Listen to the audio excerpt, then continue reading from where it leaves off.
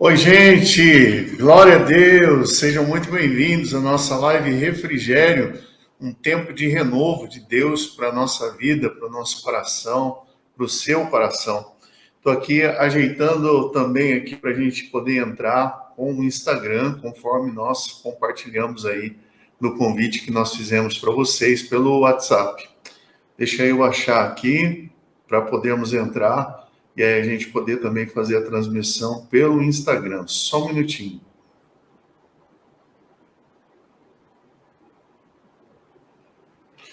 Lembrando que nós estamos falando sobre um tema super importante que é espiritualidade. Refletir sobre a espiritualidade é muito interessante. A nossa proposta, ao falarmos sobre espiritualidade, é nós pensarmos numa espiritualidade para pessoas comuns, como eu e você, que vivemos aí dentro da nossa realidade, com as nossas lutas, as nossas dificuldades. Como nós podemos exercer essa espiritualidade, como a gente pode viver essa espiritualidade nesse contexto dessa correria, dessa vida que a gente tem que traz tantos desafios, né? Muitas vezes, muitas lutas, muitas dificuldades, e nós temos que enfrentar, faz parte do nosso dia a dia. Eu quero hoje trazer alguns slides para compartilhar com vocês, e nesses slides que eu vou compartilhar com vocês, nós vamos refletindo, vamos lendo, vamos compartilhando algumas coisas que com certeza vão acrescentar muito ao seu coração, vão acrescentar muito à sua perspectiva sobre espiritualidade. Muito bem, estamos também agora, olha só, ao vivo pelo Instagram. Sejam muito bem-vindos, é um prazer poder dividir esse tempo aqui com vocês, tanto pelo Instagram como pelo Facebook. É um tempo muito especial, é um privilégio podermos juntos compartilhar a palavra de Deus, refletir um pouco sobre a nossa vida, refletir um pouco sobre a nossa espiritualidade. Hoje se fala muito sobre espiritualidade porque se descobriu a importância da espiritualidade na vida, dentro desse cotidiano de estresse, desse cotidiano de muita correria, né, tantas atividades. Mais e mais vem se falando sobre a importância de nós pararmos um pouco para refletirmos, para corrigirmos a rota da nossa vida e da nossa história. Então, sobre isso que a gente vai falar, sobre isso que a gente vem falando, na verdade, que é sobre a espiritualidade. Para não tomar muito seu tempo, eu vou compartilhar, depois você que nos acompanha pelo Instagram, você pode acessar pelo YouTube os slides que nós vamos compartilhar. Infelizmente, ainda não consigo fazer isso. Se alguém souber como faz, aqui pelo Instagram, vocês me ajudem, né? Mas se houver uma maneira, né, da gente transmitir pelo Instagram os slides, vai ser muito bom. Se não, depois é só você acessar no YouTube que nós vamos subir essa nossa live de hoje falando sobre espiritualidade.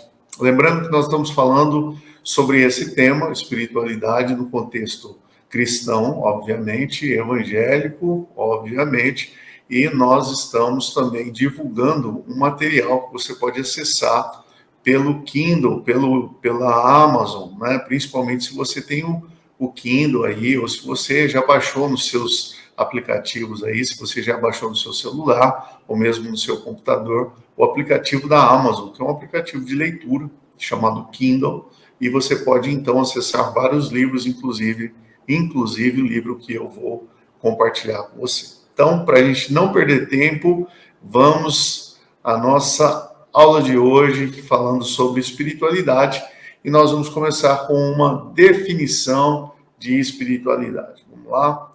Subindo aqui alguns slides, vamos falar sobre espiritualidade, e aqui o doutor D.A. Carson traz para a gente essa definição de espiritualidade, que é muito bacana e que vale muito a pena a gente refletir um pouco sobre ela. Estou abrindo a minha tela aqui para que eu possa enxergar de maneira mais clara. Então, acompanhe só e veja o que é que diz essa definição de espiritualidade. Diz assim: O termo espiritualidade refere-se tanto a uma experiência vivida quanto a uma disciplina acadêmica.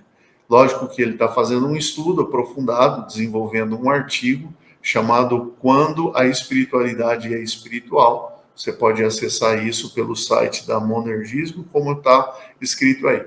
Então, você pode, quando fala sobre espiritualidade, você está se referindo a uma experiência de vida, uma experiência, né, com Deus, uma experiência de fé.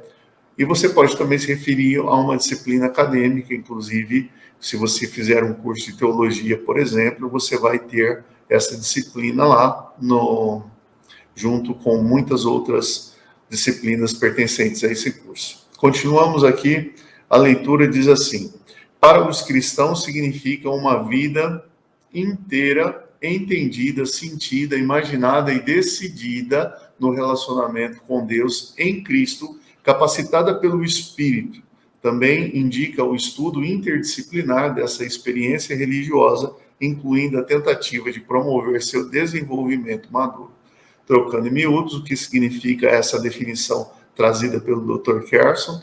Ele quer dizer para a gente que a espiritualidade ela é resultado de uma experiência de fé com Deus por meio de Cristo e potencializada ou dirigida pelo Espírito Santo. Olha só que coisa interessantíssima falar sobre espiritualidade nessa perspectiva. Significa que a gente está falando sobre algo que nasce a partir da nossa experiência de fé.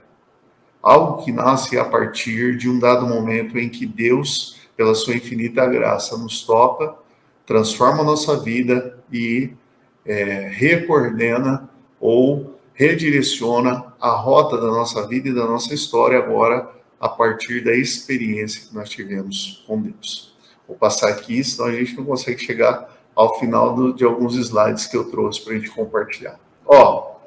Então, para você que quer acessar o nosso material aí na Amazon, você pode, é esse o visual que você vai ter, é só você procurar na loja da Amazon, lá nos e-books, tem tantos, tem milhões de e-books lá, e dentre esses milhões de e-books você vai achar o nosso. Então, o título do livro é Espiritualidade para Pessoas Ocupadas, uma experiência possível.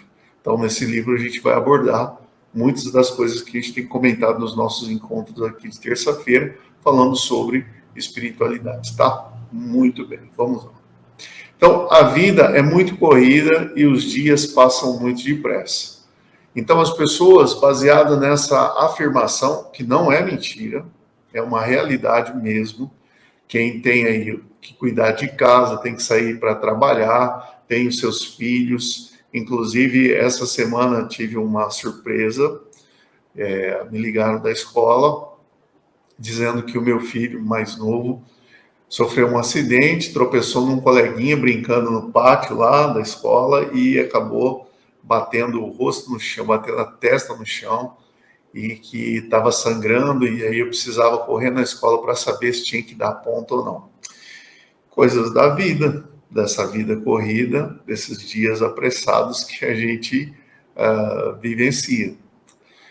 Isso significa o quê? Por que é que eu estou compartilhando isso com você? Significa que essa espiritualidade, ela não precisa ser necessariamente separada dessa realidade, separada dessa situação que a gente está vivenciando no nosso dia a dia. Pelo contrário, isso faz parte da nossa vida, faz parte do nosso dia a dia. Isso significa que não é o fato de eu estar vivendo, tendo que cumprir as minhas obrigações, enfrentando essas situações de acidentes, que eu preciso sair de tudo isso para que eu possa viver uma espiritualidade saudável. Não, a vida vai continuar corrida, nós vamos continuar com os nossos compromissos. Isso simplesmente significa que eu preciso entender que no meio da confusão da minha vida, eu continuo sendo um cristão e eu não jamais posso me esquecer da experiência que um dia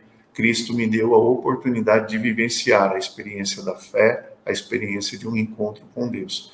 E essa experiência é que vai dirigir a minha vida em cada circunstância dessas que nós estamos aqui compartilhando com vocês. Então, aqui só está dizendo para a gente que a nossa espiritualidade tem a ver com a própria, com o próprio termo que define a palavra igreja no grego, que é eclésia ou eclesia, que literalmente significa chamados para fora. Então, nessa perspectiva, a espiritualidade vivida e praticada pela igreja deve ultrapassar limites geográficos, deve ir além de nossas paredes, chegando no ambiente da casa, do trabalho, da escola, nos lugares onde tudo acontece. Isso significa o quê? Significa que a nossa vida acontece fora do templo, a nossa vida acontece fora dessa realidade das paredes da nossa igreja. A vida acontece no nosso dia a dia, em meio aos acidentes, em meio aos problemas, em meio às lutas. É aí que nós vamos viver a nossa experiência com Deus, é no dia a dia. Se a gente parar para contabilizar quantas horas a gente passa na igreja, quantas horas a gente passa no trabalho, passa em casa, vocês vão ver que é infinitamente maior a quantidade de horas que a gente vivencia fora do ambiente eclesiástico. E por isso é menos importante? Claro que não, mas a fé que eu vivencio, por exemplo, na vida comunitária, ela precisa se manifestar, né, comunitária que eu digo, na experiência da igreja, da comunidade cristã. Essa fé, ela precisa ultrapassar os limites do dia, do domingo, por exemplo, tem que ultrapassar os limites geográficos, ou seja, ir além do templo e ser vivenciada no dia a dia, onde as coisas realmente acontecem. E aqui começa, então, uma compreensão mais profunda dessa espiritualidade. A espiritualidade cristã, ela tem que partir desse princípio, o senhorio de Cristo. E aqui tem uma frase que eu acho muito importante e que nós devemos guardar no nosso coração. O senhorio de Cristo constitui o fundamento de nossa vida como discípulos e nos leva a guardar seus mandamentos. É o senhorio de Cristo, do Cristo ressurreto, o alicerce da nossa fé. Isso significa que Jesus é Senhor quando nós estamos adorando a Ele num culto. Jesus é Senhor quando nós estamos no nosso trabalho. Jesus Cristo é o nosso Senhor quando nós estamos no momento de lazer ou quando nós estamos vivenciando a realidade doméstica ou a realidade da casa. Ele é Senhor em todos os lugares. E é essa espiritualidade, na perspectiva integral, é que precisamos resgatar e viver no nosso dia a dia. Eu vou passar com vocês aqui alguns conceitos e depois eu vou abrir a tela e aí a gente conversa um pouco mais sobre este assunto. Desde já quero agradecer a todos vocês que estão acessando essa live, acessando esse vídeo, e com certeza muitas coisas especiais do coração de Deus para serem ministradas ao nosso coração. Então, espiritualidade para pessoas ocupadas. Olha só que bonito que ficou esse slide. E aí algo bem legal para a gente ir compartilhando, tá? Romanos capítulo 14, versículo 9 diz: foi para isto que morreu Cristo e tornou a viver, para ser Senhor, tanto dos mortos como dos vivos. Jesus Cristo é o Senhor, para a glória de Deus Pai. Ele é o Senhor da nossa vida e da nossa história. Jesus Cristo é o Senhor. É baseado nisso que nós devemos vivenciar a nossa espiritualidade. É com base nisso que nós devemos experimentar a glória de Deus. É no dia a dia, é nas lutas do dia a dia. Jesus Cristo, ele é Senhor de vivos e mortos. Jesus Cristo é o Senhor em todas as circunstâncias e em todas as situações. Um panorama histórico que eu quero compartilhar com vocês rapidinho, mas extremamente importante. Olha só. Quando a gente fala Jesus Cristo é o Senhor, para nós talvez seja muito mais simples do que os cristãos dos primeiros séculos, que viveram sob a perseguição do Império Romano, que viveram a diáspora por conta da perseguição dos judeus, que viveram a perseguição de tantos povos e sofreram de uma maneira absurda em tempos e circunstâncias muito específicas, que se não fosse a graça de Deus, se não fosse uma convicção de fé E se não fosse o poder de Deus sendo manifesto, mesmo em meio a essas lutas e dificuldades, certamente a igreja não conseguiria permanecer, a igreja não chegaria até os dias de hoje.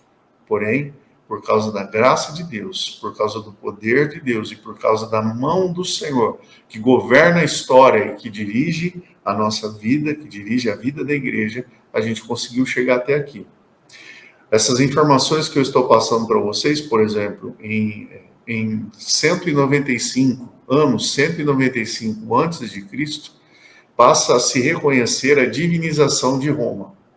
E aí a gente entra num processo que vai desembocar lá no ano 29 a.C., com o imperador Augusto, quando ele permite que as cidades da Ásia Menor também comecem a edificar altares para a adoração do imperador.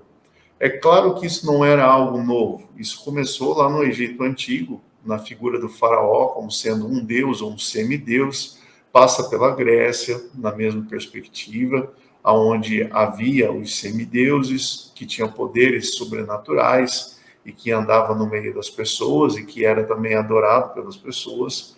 E nós temos aqui, agora, no Império Romano, o reconhecimento da divinização do imperador. Então, quem recebia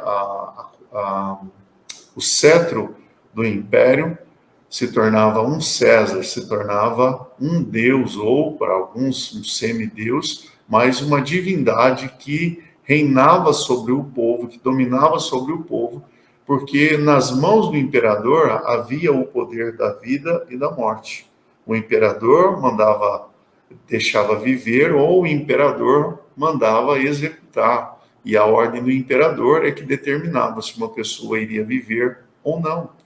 E não reconhecer César como senhor, não reconhecer o imperador como o senhor da vida, o senhor de todas as coisas, era automaticamente contradizer uma imposição do próprio império. Isso significava uma infidelidade daquele sujeito ou daquele grupo ao não reconhecer o imperador como Deus. E aí que eu achei uma frase, um texto super interessante, que dizia justamente isso. Era permitido que os povos tivessem seus próprios deuses. Eles podiam ter as suas convicções de fé e adorar os seus deuses, mas eles jamais poderiam, era inadmissível, não reconhecer o imperador como senhor soberano sobre tudo e sobre todos. Então, isso significa que nós estamos falando de um império que permitia que houvesse outros altares. O que não se permitia era que alguém dentro desse império, do Império Romano, obviamente, estamos falando sobre isso, não adorasse o imperador. Olha que coisa diabólica, olha que coisa terrível isso. Porque era a figura do império e do imperador entrando e nos seus meandros ali de cada religião para dizer que todas as religiões e todos os deuses estavam debaixo do poder do império romano e debaixo do cetro do imperador.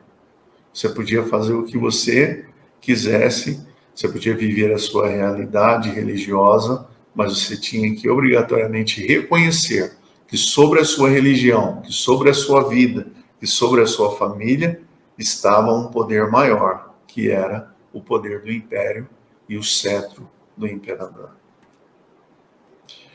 E é nesta realidade que nós encontramos um bispo chamado Policarpo, que vivia na cidade de Esmirna, onde hoje é a atual Turquia.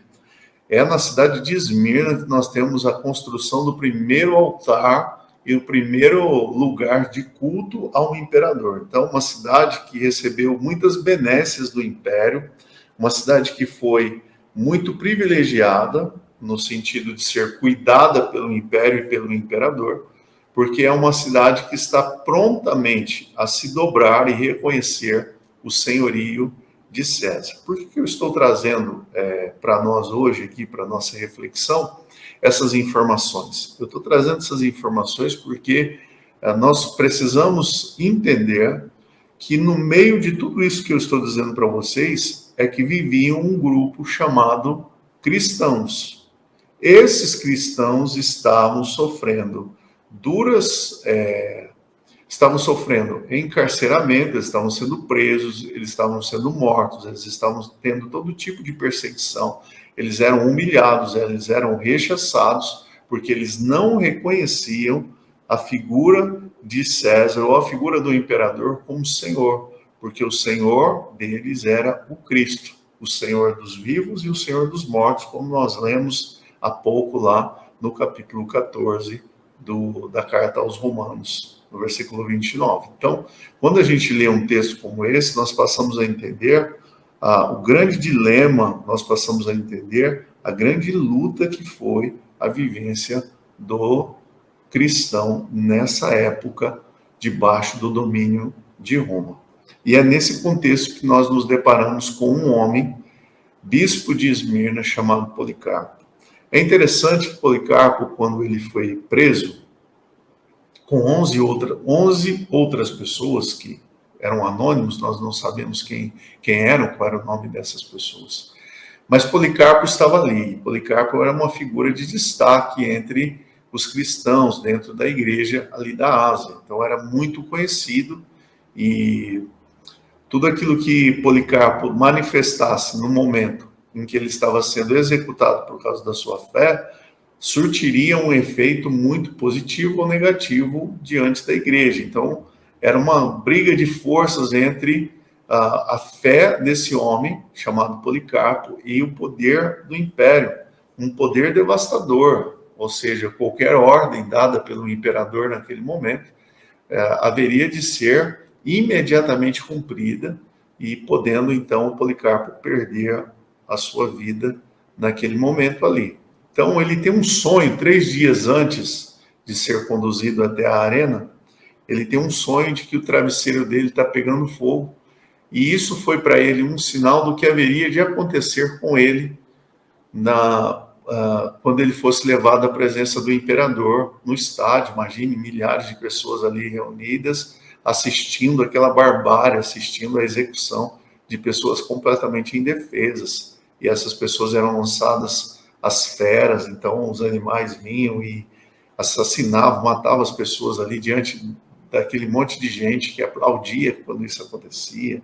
Outras morriam no fio da espada dos gladiadores que se reuniam ali. Era uma coisa, era um espetáculo de horrores, e as pessoas vibravam com isso. E os cristãos, por conta deles não reconhecerem o senhorio do imperador, muitas vezes eles foram lançados, jogados na arena para que fossem mortos, servisse de espetáculo para os espectadores que estavam ali, sedentos por sangue, sedentos para ver pessoas perdendo a sua vida de maneira terrível, de maneira trágica, de maneira absurda.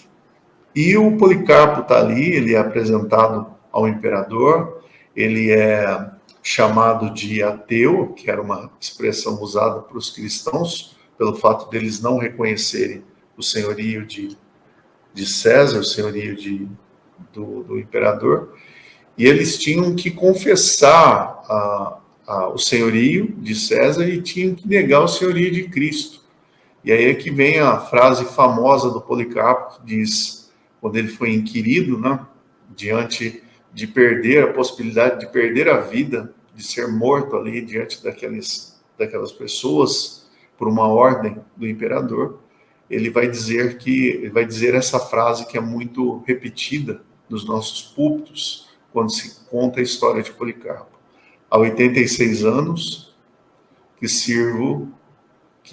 sirvo, falando a respeito de Jesus, que sirvo a Jesus, o Cristo, e nunca me fez mal algum. Como poderia blasfemar meu Rei e Salvador? Como ele poderia cometer algum pecado? Como ele poderia negar a Jesus diante dos 86 anos de vida e de fé que ele tem diante do Senhor. Então, quando ele diz isso, o imperador ameaça lançá-lo para ser devorado pelos animais, pelas feras. E ele não arreda o pé, ele continua firme, e então ele tem ali, naquele momento, uma ordem do próprio imperador que diz que iria queimá-lo vivo. O mais interessante é que quando eles chegam para amarrá-lo, para atear fogo nele, ele tem uma reação inusitada que surpreende as pessoas ali naquele lugar. Ele diz: não preciso, vocês podem me deixar livre, não se preocupem, eu não vou fazer nada, ou seja, vocês podem fazer o que vocês vieram para fazer e eu não vou reagir. A minha vida pertence ao Senhor. E mais uma vez ele faz uma declaração de fé naquele momento.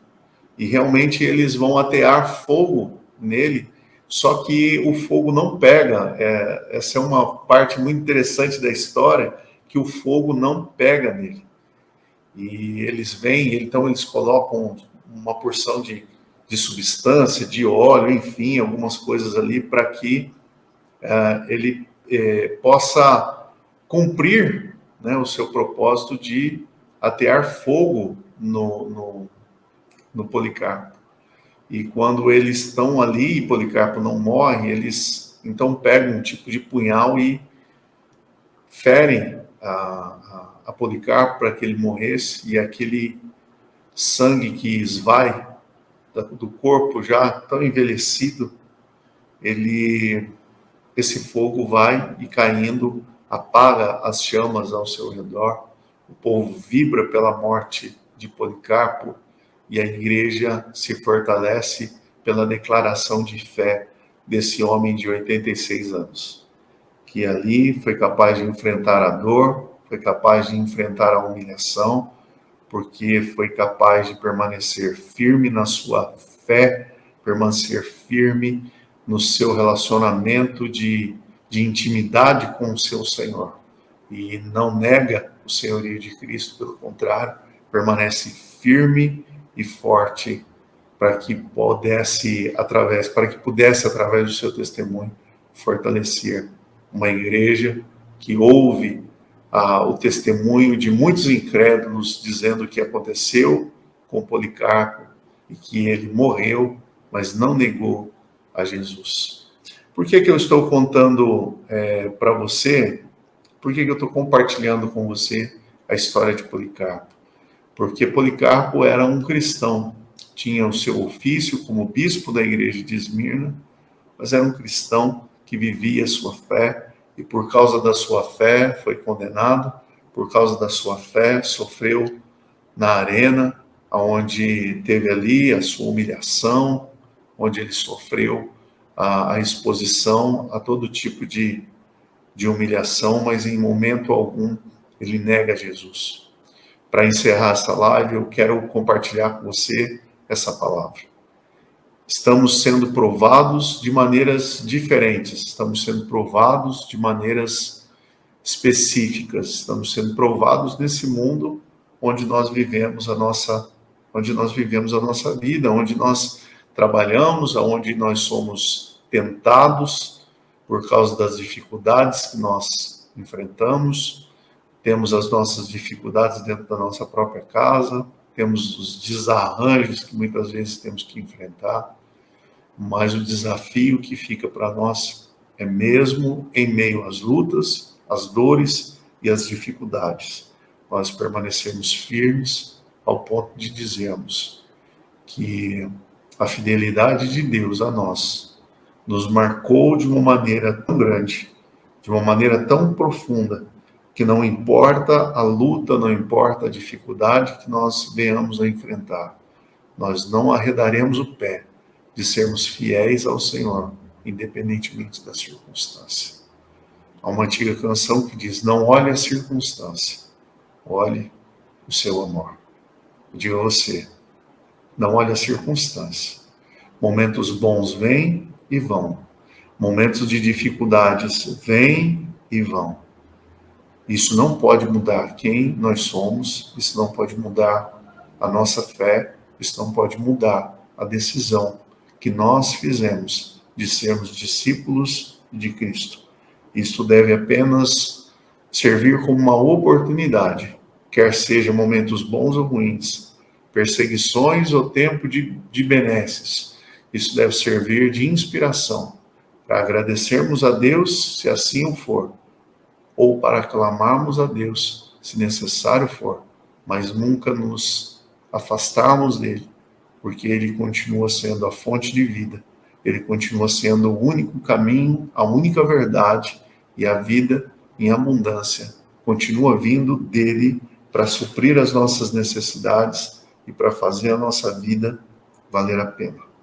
Então eu deixo essa palavra para você meditar sobre ela, e para que você hoje firme a sua fé em Cristo, independentemente da situação, porque a verdadeira espiritualidade, ela está fundamentada na palavra de Deus, que é fiel.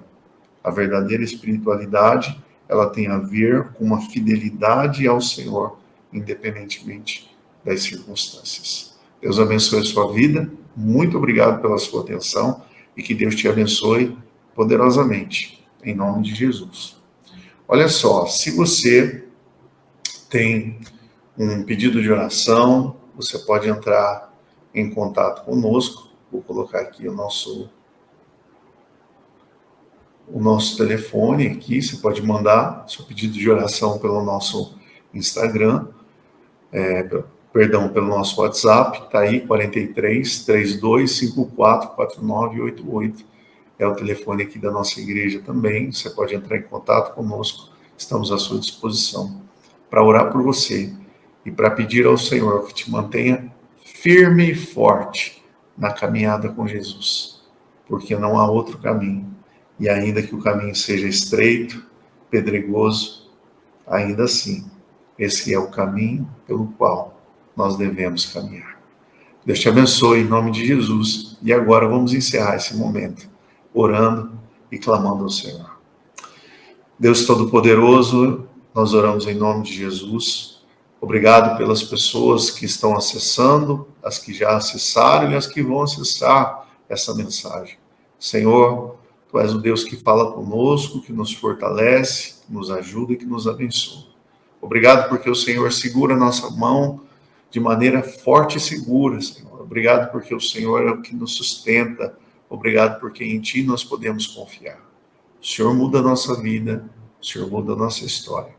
Que a mão abençoadora do Senhor seja conosco, no trabalho, no lazer, nas lutas, nas dificuldades, no nosso lar, na nossa família, nos momentos de alegria, nos momentos de superação, que não venhamos nos esquecer. Que tudo vem de Ti, a graça, a misericórdia e a maneira, o caminho pelo qual poderemos vencer e superar essas dificuldades que muitas vezes nós temos enfrentado. Deus, em nome de Jesus, agora visita meu irmão que está passando por uma enfermidade, minha irmã que tem atravessado, Senhor Deus, uma luta dentro do seu lar, esse pai de família que precisa de um emprego. Pai, põe a Tua mão, Senhor, em nome de Jesus. Vai trazendo, Senhor Deus, o milagre sobre aquele que está enfermo, que está desenganado dos médicos muitas vezes, Senhor. Opera a Tua graça e a Tua misericórdia, Deus, porque Tu és o mesmo ontem, hoje e eternamente. O Senhor não muda, o Senhor pode todas as coisas, e que a Tua graça e a Tua glória alcance cada um dos meus irmãos hoje e para sempre. Que a bondosa mão do Senhor nos dirija, nos sustente, nos abençoe. Nós assim oramos em nome de Jesus. Amém e amém. Deus te abençoe, que a graça de Deus seja sobre a sua vida de forma abundante, hoje e sempre, em nome de Jesus. Grande abraço, fique com Deus.